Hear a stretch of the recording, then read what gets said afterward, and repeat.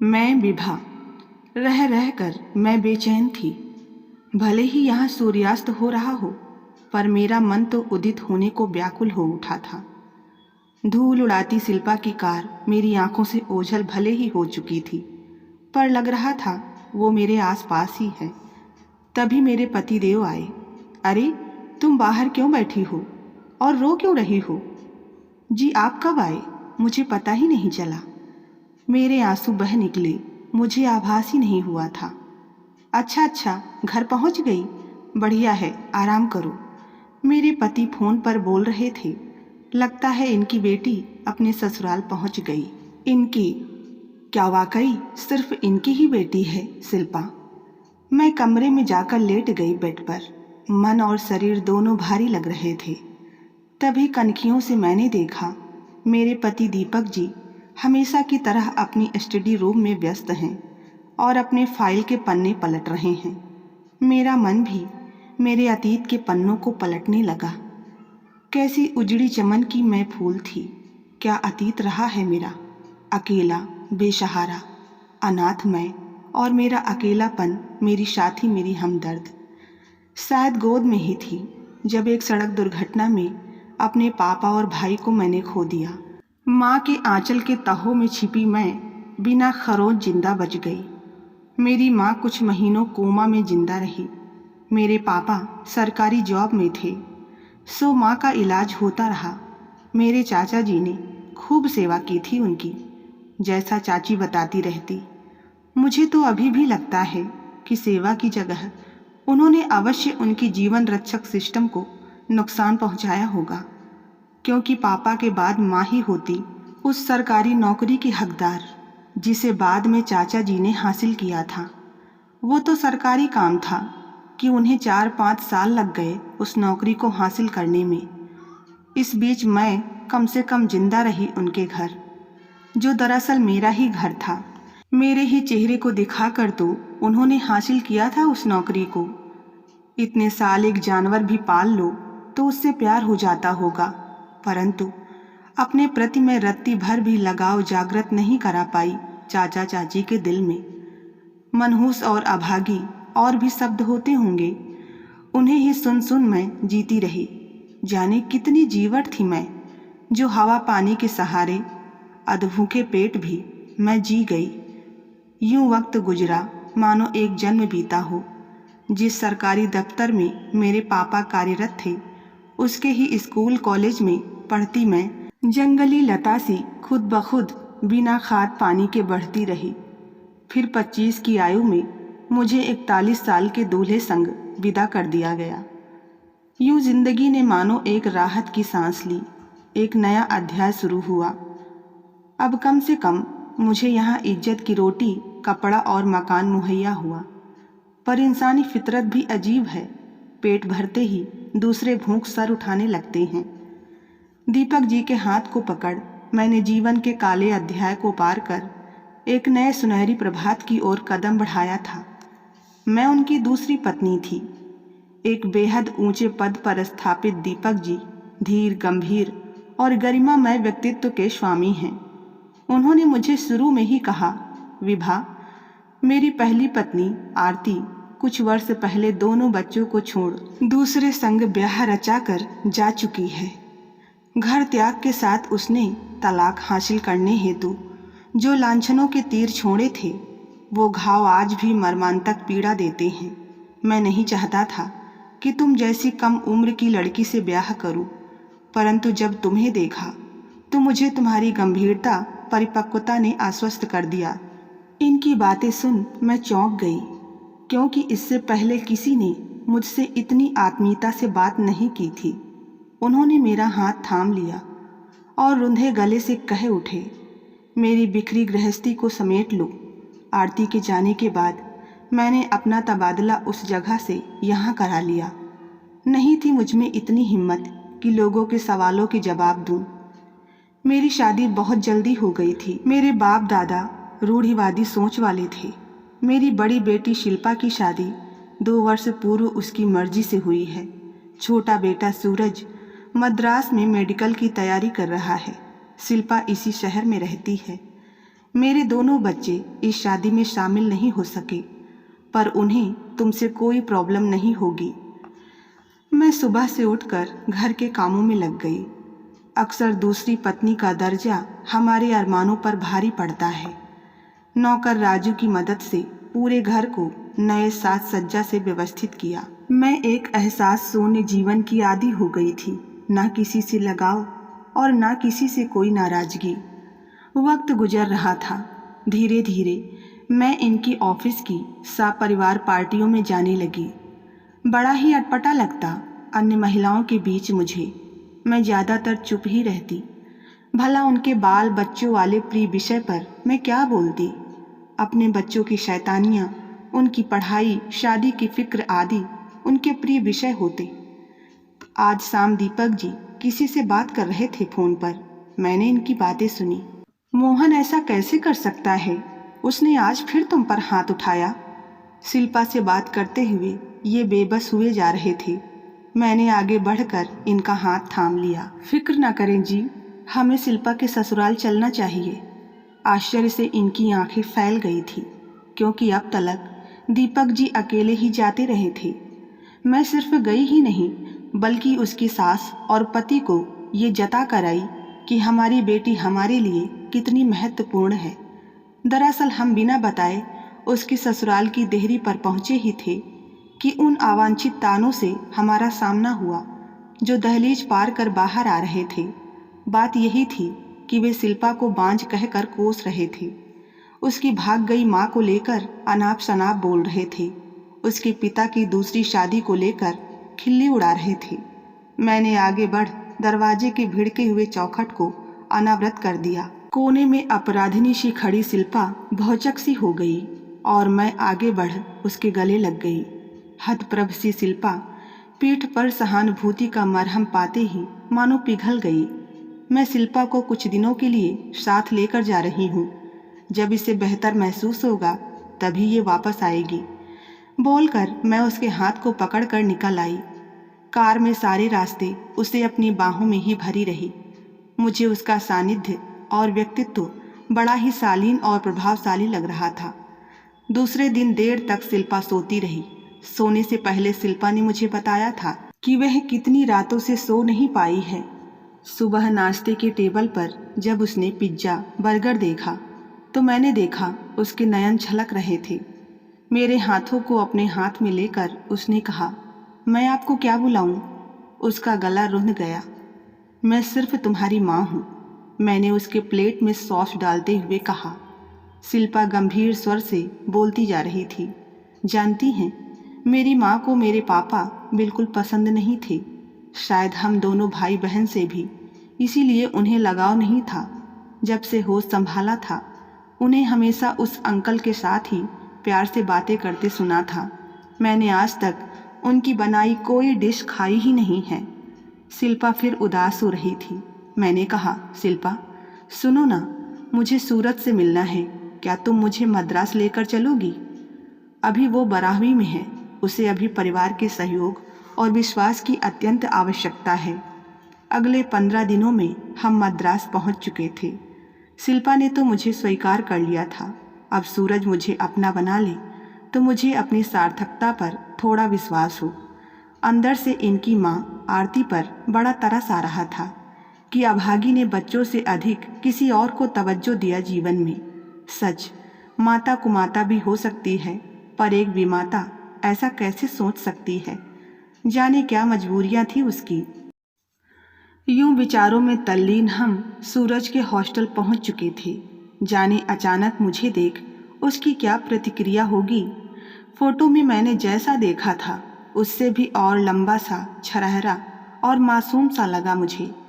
चेहरा कुछ उतरा हुआ भी था। मुझे एक औपचारिक नमस्ते कर अपने स्कूल बैग सहित एक तरफ चुपचाप बैठ गया।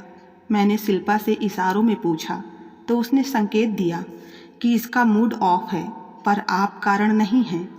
थोड़ी देर की चुप्पी के बाद मैंने ही कहा, बेटा तुम्हारी तैयारी कैसी चल रही है? कोचिंग वाले ठीक से समझाते तो हैं? इतना सुनना था कि वह बिफर पड़ा। खुद तो उन्हें आता ही नहीं है और चले हैं हमें डांटने। आंटी, आज सर ने कहा है कि मेरा कुछ नहीं होने वाला और मैं पापा का सिर्फ पैसा बर्बाद कर रहा हूँ। मैंने थैले से लड्डू का डिब्बा खोला और उसकी तरफ बढ़ाते हुए कहा, पहले खाओ फिर देखते हैं सर ने किस टॉपिक पर तुम्हें ऐसा कहा। सूरज सब कुछ भूल लड्डू पर टूट पड़ा था। तब तक मैं उसके बैग को खोल उसकी कॉपियाँ पलटने लगी। देखा आज टेस्ट में उसे बेहद कम मार्क्स आए थे, पर मुझे सुखद आश्चर्य कि मुझे सब कुछ याद था और पूरे कॉन्सेप्ट क्लियर थे मेरे। अभी कुछ महीनों पहले तक तो लाइब्रेरी बंद होने तक मैं दीमक बन यही सब तो चाटा करती थी। इन सब के बीच मेरी उम्र कोई मायने नहीं रखती, अब रिश्तों को जीऊंगी। उस दिन शाम को मैं सूरज को ले होटल के कमरे में देर रात तक टेस्ट के बारे में चर्चा करती रही। विगत जीवन में मैंने कभी शिक्षक बनने का स्वप्न देखा था, आज मानो साकार हो रहा था। देर रात जब शिल्पा बगल के बिस्तर पर गहरी नींद में सोई हुई थी, सूरज अचानक मेरा हाथ पकड़कर बोला, अरे आंटी, तुम्हें तो हमारे सर लोगों से ज़्यादा नॉलेज है। ऐसा करो, रह जाओ ना यहाँ, तुम्हारे साथ मैं रहा तो इस मेडिकल एंट्रेंस नाम की परीक्षा यूं पार कर जाऊंगा। ग्रेट हो जी तुम, ग्रेट। सूरज बोले जा रहा था तो मैंने एक राहत की सांस ली। तभी शिल्पा उठ बैठी। सूरज, आंटी क्यों बोल रहे हो? सूरज मेरी ओर देखने लगा। मुझे माँ बोलो, मैं तुम दोनों की माँ ही हूँ, मुझे खुशी होगी सुनकर। मैंने उसके बालों में हाथ फिराते हुए कहा। सूरज बैठा रहा गुमसुम सा बहुत देर तक, भोला मासूम सा सर झुकाए। दूसरे दिन सुबह सुबह सूरज अपने हॉस्टल लौट गया। मैं बाथरूम जाने को उठी ही थी कि मुझे जोर से चक्कर आ गया। आंखें खोली तो देखा शिल्पा के साथ एक डॉक्टर बैठे हैं जो उसे कुछ टेस्ट कराने को बोल रहे थे। 3 दिनों तक हम उसी होटल में ठहरे रहे और शिल्पा मेरी सारी टेस्ट वहीं हॉस्पिटल में करवाती रही।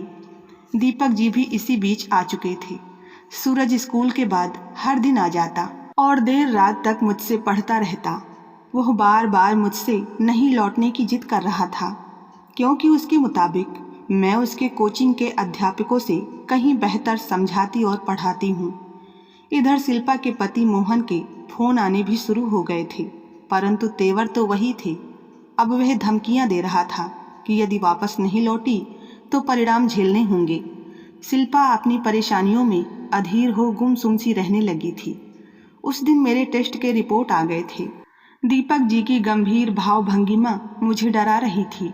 चेहरे के बदलते भावों को जज्ब कर इन्होंने मुझसे कहा, विभा, तुम्हारे लिए खुशखबरी है, तुम माँ बनने वाली हो। सच कहा जाए तो मुझे कुछ खास अनुभूति ना थी। मैं भी दिल से इस स्थिति को टालना ही चाह रही थी। जो सुख मुझे शिल्पा और सूरज के सानिध्य में मिल रहा था, कहीं इसके आने से उसमें बाधा न पड़ जाए। फिर भी मन का एक कोना तो बट चुका था एक नन्हे की आहट से। मैंने खिड़की से बाहर झांका तो शिल्पा की सिसकियों ने मेरा ध्यान भंग कर दिया। तुम ऐसा कैसे कर सकते हो? तुम अपनी माँ को समझाओ, मैं अपना इलाज ही यहाँ करवा रही हूँ, मुझे थोड़ा वक्त दो। शिल्पा फ़ोन पकड़ मोहन से कह रही थी। मैं हमेशा भगवान से अपने होने का मकसद पूछती रहती थी। अपनी बेमकसद जिंदगी के अनसुलझे सिरे अब सुलझते हुए मैंने महसूस किया। मैंने आवाज़ दे सूरज को कहा कि अपने पापा और दीदी को बुला लो। मैंने मन कड़ा कर एक प्रस्ताव उनके बीच रख दिया। सब सन्नाटे की गिरफ्त में आ गए। उसके पापा मुझे अभी भी विस्फारित नयनों से देखते हुए सोच में डूबे हुए थे। अविश्वास की परतें उनकी आंखों में स्पष्ट थी। शिल्पा का चेहरा अभी तक आंसुओं से भरा था। तलाक की बात उठाकर मोहन ने उस पर गहरा वार किया था। शायद वो कुछ सोचने समझने की भी अवस्था में नहीं थी। मैंने शिल्पा को पास बिठाया और उसका हाथ अपने पेट पर रखते हुए कहा, ये आज से तुम्हारा बच्चा हुआ, परंतु रिश्ते में तो ये भाई या बहन ही होगा मेरा। शिल्पा, मैंने एक कहानी पढ़ी थी। जब अपनी बिन ब्याही बेटी की औलाद को एक माँ ने अपनी औलाद बता दुनिया के सामने उसे जन्म देने का नाटक किया था। हम भी कुछ ऐसा ही करेंगे, बेहद सावधानी पूर्वक, ताकि तुम्हारे ससुराल वालों को शक ना हो। मैंने कहा, क्या ये संभव है? बाप बेटी दोनों ने एक साथ पूछा तो मेरी हंसी निकल गई। माहौल अब हल्का हो चला था। शिल्पा की आंखों में एक चमक आ गई थी। अब अपने आगे के 9 महीने के अज्ञातवास की भी हमें पूरी तैयारी करनी थी। एक भी चूक शिल्पा की गृहस्थी के लिए घातक होगी। उसी रात को शिल्पा ने मोहन को बताया कि वह मेरे साथ जल्द ही अमेरिका जाने वाली है। वो पहले भी अपने पापा के साथ घूमने जा चुकी थी। संयोग से उसका पासपोर्ट उसके साथ ही था। उसने उसे बताया कि वह वीज़ा के सिलसिले में दिल्ली जा रही है। मोहन का गुस्सा 7वें आसमान तक जा पहुंचा था कि शिल्पा ने उसे खबर दिया कि आज ही उसे चक्कर और उल्टियां भी आई हैं। उसे किसी खुशखबरी का अंदेशा लग रहा है। वीज़ा के कामों से फ्री होते ही वो अपने टेस्ट करवा लेगी। मोहन के आग मिजाज पर शीतल जल का छिड़काव हो गया मानो। अगले कुछ दिनों में हमने मद्रास में ही एक अच्छे से किराए के घर की व्यवस्था कर ली। वहाँ वैसे भी हम अजनबी थे। मेरा काम हो गया था। मैं अब ज़्यादा से ज़्यादा सूरज की पढ़ाई और मेडिकल की प्रवेश परीक्षा पर ध्यान दे रही थी। अब वह हॉस्टल छोड़ घर पर ही रहने लगा था। शिल्पा और उसके पापा मेरा खूब ध्यान रख रहे थे। वे हमेशा आते जाते रहते थे। शिल्पा की जिंदगी में अब पासा पलट चुका था। अपनी गर्भवती होने की खबर देने के बाद वह एक तरह से उनसे खुद को पूरी तरह से काट लिया था। मोहन हमेशा उतावला रहता उससे बात करने को। अपनी माँ के साथ वो कई बार घर आकर शिल्पा के पापा से माफ़ी और उसका अमेरिका का नंबर मांग चुका था। इसका हल शिल्पा ने ईमेल के जरिए संपर्क करके निकाला था। काफ़ी सफाई से वो मेरे नाम को फोटोशॉप कर अपना मेडिकल रिपोर्ट बनाकर उसे भेज देती। मद्रास में बिताए वो वक्त मेरी ज़िंदगी के सर्वश्रेष्ठ पल थे। मैं अपना पसंदीदा कार्य अध्यापन का कर रही थी। मेरे अपने मेरे आसपास थे जो मुझे इतना प्यार दे रहे थे कि मैं कभी कभी भाव विभोर हो उठती। जिंदगी ने अब तक जिस चीज़ से मुझे महरूम किया था वो अब छप्पड़ फाड़ मुझ पर नेमत बन बरस रहे थे। 9 महीना सिर्फ सूरज के लिए ही परीक्षा की घड़ी नहीं थी, बल्कि मेरे और शिल्पा के लिए भी थी। कोई 10 महीनों के बाद शिल्पा गोद में एक मुन्ने को ले मेरे संग लौटी थी। सच, हमने एक अज्ञातवास ही काटा था। हमारे लौटने के कुछ दिनों बाद मोहन उतावला हुआ आया था। अरे शिल्पा, तुम कब लौटी? मुझे बताया तक नहीं। उसकी नज़र मुन्ने को तलाश रही थी। मैंने शिल्पा की हथेलियों को दबा भावनाओं पर काबू रखने का संकेत दिया। क्यों मोहन जी, आप तो मेरी बेटी को तलाक देने की बात कर रहे थे। अब बाप बनते ही प्यार आने लगा। मैंने तंज कसा था। महीने भर के मुन्ने को ले शिल्पा अब अपने घर जाने वाली थी। बीते महीनों में उसने जो माँ की तरह मेरी देखभाल की थी, अभी भी सबको मेरे लिए दिशा निर्देश ही दे रही थी। मोहन, मैं एक शर्त पर तुम्हारे साथ चलूँगी कि मैं हर दिन अपने घर जरूर आऊँगी। जब तुमने मुझे त्यागा था तो यही मूल सहारा मिला था मुझे।